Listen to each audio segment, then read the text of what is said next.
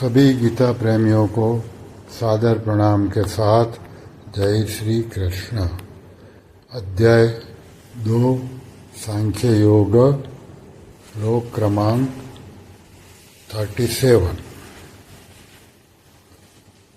पीछे के 4 श्लोकों में युद्ध न करने से हानि बताकर अब भगवान आगे के 2 श्लोकों में युद्ध करने से लाभ बताते हैं।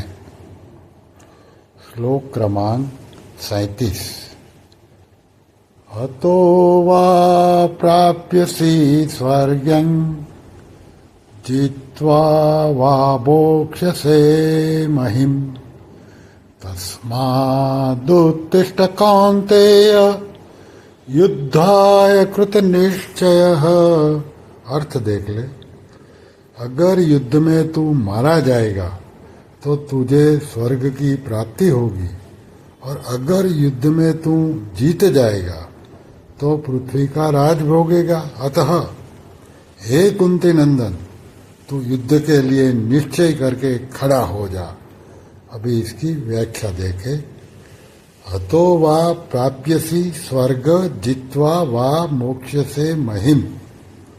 इसी अध्याय के 6ठे श्लोक में अर्जुन ने कहा था कि हम लोगों को इसका भी पता नहीं है कि युद्ध में हम उनको जीतेंगे या वो हमें जीतेंगे। अर्जुन के इस संदेह को लेकर भगवान यहाँ स्पष्ट कहते हैं कि अगर युद्ध में तुम कर्ण आदि के द्वारा मारे भी जाओगे तो स्वर्ग को चले जाओगे। अगर युद्ध में तुम्हारी जीत हो जाएगी तो यहाँ पृथ्वी का राज भोगोगे। इस तरह तुम्हारे तो दोनों ही हाथों में लड्डू है। तात्पर्य है कि युद्ध करने से दोनों तरफ से हानि ही हानि है, और तात्पर्य है कि युद्ध करने से तो तुम्हारा दोनों तरफ से लाभ ही लाभ है, और युद्ध न करने से दोनों तरफ से हानि ही हानि है। अतः तुम्हें युद्ध में प्रवृत्त हो जाना चाहिए। तुम्हारे लिए यही संदेश भेजा था कि तुम युद्ध करो। अतः तुम्हें युद्ध से निवृत्त नहीं होना चाहिए, प्रत्युत युद्ध का निश्चय करके खड़े हो जाना चाहिए। अर्जुन का युद्ध न करने का निश्चय था, और भगवान ने इसी अध्याय के 3रे श्लोक में युद्ध करने की आज्ञा दे दी। इससे अर्जुन के मन में संदेह हुआ कि युद्ध करना ठीक है या न करना ठीक है।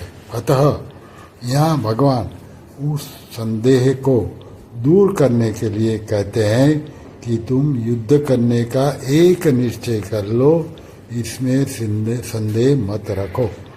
यहाँ भगवान का तात्पर्य ऐसा मालूम देता है कि मनुष्य को किसी भी हालत में प्राप्त कर्तव्य का त्याग नहीं करना चाहिए, प्रत्युत उत्साह और तत्परता पूर्वक अपने कर्तव्य का पालन करना चाहिए। कर्तव्य का पालन करने में ही मनुष्य की मनुष्यता है। श्री कृष्ण शरणं मम, श्री कृष्ण शरणं मम, श्री कृष्ण शरणं मम। ओम श्री कृष्ण शरणं मम, श्री कृष्ण शरणं मम। ओम श्री कृष्ण शरणं मम, श्री कृष्ण शरणं मम। ओम श्री कृष्णार्पणमस्तु।